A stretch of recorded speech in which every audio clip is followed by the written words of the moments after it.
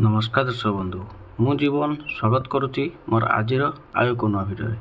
तो दर्शक बंधु आरबीआई तरफ गोटे बहुत बड़ अपडेट आसी आपंपाई कि जदि आपण मैंने 10,000 टंका अधिक ट्रांजेक्शन कर आपणकर पैसा आपंकर कटापी जाऊँगी जहाँकि गोटे बहुत बड़ अपडेट आसी कि जो मानकर बेपार वाणिज्य कथा एवं जो मैंने सर्विस कर बहुत बड़ अपडेट आसी। तो चलते से विषय संपूर्ण डिटेल्स भाव जाना आपको फास्ट लास्ट पर्यटन आप वीडियो देखले जानीपारे फुल डिटेल्स भाव आप जानीपारे।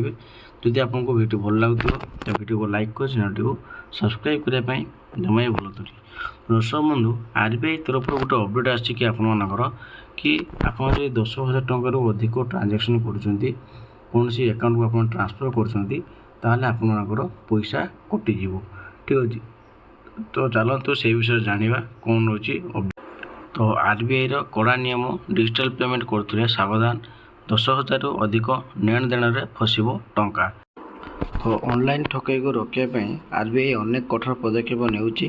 डिजिटल पेमेंट सुरक्षा को वृद्धि करने को आरबीआई 10,000 अधिक कारबार नूतन सुरक्षा प्रोटोकॉल प्रस्ताव देइछि। यही प्रस्ताव विशेष भाव में ऑथराइजेशन पेमेंट बा एपीपी सहित जड़ित ठकईर बढ़ुवा घटना गुड़िक रोकने डिजाइन कराई।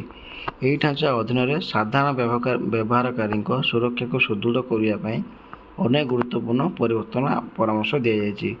सबुठार गुरुत्वपूर्ण परिवर्तन होउछि जदि जड़े ग्राहक 10,000 अधिक परिमाण टंका एक नूतन व्यक्ति किंबा एकाउंट को स्थानांतरित करती तेबे कारबार उपर 1 घंटार बाध्यतामूलक समय लागू हो पारे। यार अर्थ होउछि पांठी तुरंत स्थानांतर करा नाही बरं गोटे घंटा होल्डर रहिबो। एही व्यवधान मध्य ग्राहक मानक पाखरे कारबार बातिल करिवार संपूर्ण विकल्प रहिबो। यह सेमानकु कोनोसी संदेह हेले किंबा सेमाने भूल करछन्ति बोली अनुभव कले टंका जीवा पूर्व रोकिया को अनुमति दिए। तो 10,000 अधिक आप कारबार करछन्ति ताले आपनको कोन कोन नियम जाय पड़िबो। जातीय साइबर अपराध रिपोर्टिंग पोर्टाल रू मिलथिबा तथ्य सूचाई जे 10,000 अधिक कारबार समस्त ठकई मामलें प्राय 45% अटे किंतु आर्थिक मूल्य दृष्टि यही कारबार गुड़िक मोट क्षतिर प्राय 98.5% अटे। यही कारण एक निर्दिष्ट वर्ग प्रति विशेष ध्यान दि जाएगी। यह व्यतीत जदि कौन कारबार सन्देहजनक मन हुए तेबे बैंक ग्राहकों पुनः निश्चित भाव मागिपारे एवं संभाव्य ठकई संपर्क में एक सतर्कता जारी करिवो जहाँ द्वारा ठकई कार्यकलापर घटना ह्रास कर। तो व्यवसायी मानक कौन अच्छी नियम चलते से विषय जाना। तेबे यही नियम व्यवसायी पेमेंट जेपरिक यूपीआई माध्यम कराई क्रय ई आदेश किंबा चेक माध्यम संभावित पेमेंट प्रযোज्य होना। ग्राहकों सुविधा सुनिश्चित करने एक हाइलाइटिंग विकल्प प्रदान करा जहाँ व्यवहारकारी मानक विश्वस्त व्यक्ति किंबा अकाउंट गुड़िक पूर्व अनुमोदन दे यही विलंब को बाईपास करने को अनुमति देवे। ठकई विरुद्ध में ग्राहक मान को सुरक्षा देवाई आरबीआई यही जरूरी पदक्षेप ग्रहण करुच्ची।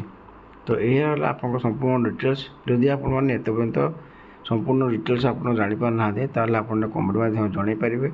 एवं यही नियमटी केवल समस्त लागू होती जो मैंने कि जहाँकि आपर ठकई मामले बेसी दृष्टि दिखाई आरबीआई बहुत बड़ नियम आनी। तो से विषय में आप टोटाल डिटेल्स जनते आपड़ी भाव में संपूर्ण ठकामी आपने वंचित हो पारे। जदि वीडियो भल लगुच तो वीडियो को लाइक कर चैनल को सब्सक्राइब करने जमा।